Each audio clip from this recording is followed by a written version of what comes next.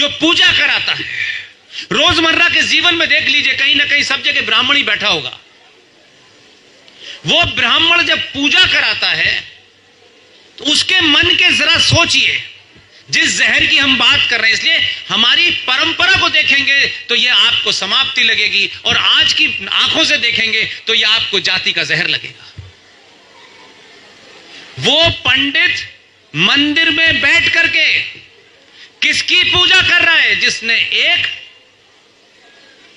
ब्राह्मण, उस ब्राह्मण द्वारा किए गए गलत काम के कारण उसका वध किया था। आज भी लोग कहते हैं राम ने रावण का वध किया था। आज तक इस जातिवादी के जहर के बावजूद भी कोई यह नहीं कहता कि राम ने एक ब्राह्मण का वध किया था। हम उन संस्कारों से निकल के आए हैं, लेकिन वो पंडित पूरे मन के साथ, पूरी श्रद्धा के साथ भगवान राम की पूजा करता है। उसके मन में यह भाव नहीं आता कि इसने मेरे भाई ब्राह्मण को मारा है, नहीं आता उसके मन में। और वही पंडित, सोचिए, यह बात बतानी चाहिए थी, ठेकेदारों को नहीं बताते, कथावाचकों को बतानी चाहिए, नहीं बताते।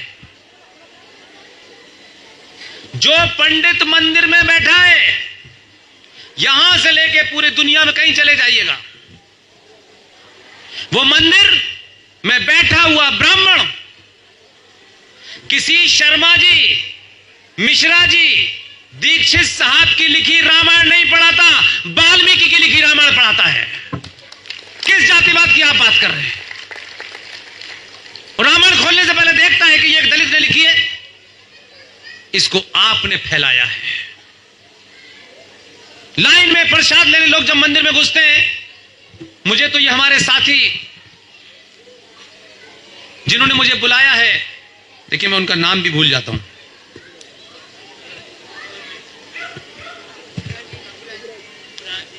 पुखराज जी, यही अध्यक्ष है।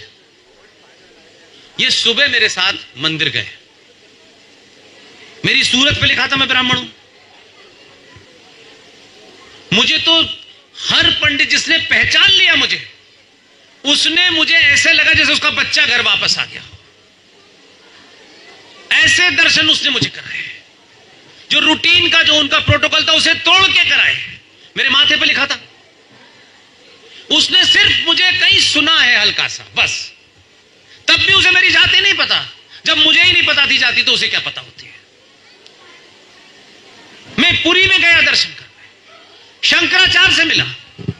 पुरी के दर्शन करते हुए जितने भी साधु थे, सब मुझे जानते थे।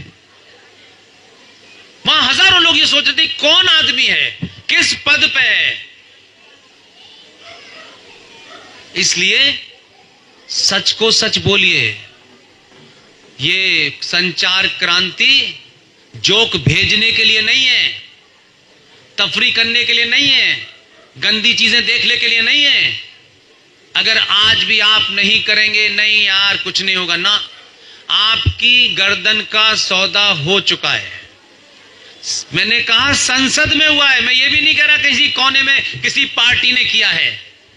ये बिल्कुल वैसे ही है कि जो बच्चे आपके घर में 5 बच्चे हैं, 4 बच्चे हैं, पिता ने अपने स्वार्थों के कारण उन बच्चों की हत्या का किसी को सुपारी दे दी है, और बच्चे इस गलत फहमी में हैं कि हमारे पिताजी हैं, ये कैसे, ऐसे तो सोच ही नहीं सकते। लेकिन जो पिता की भूमिका में घूम रहे हैं, वो ही हैं सबसे खतरनाक। जानते हैं, भारत के संविधान ने, भारत की संसद ने किसी दुनिया के मजहबी लोगों के खिलाफ डॉट बराबर न बोलने की औकात है, न करने की औकात है।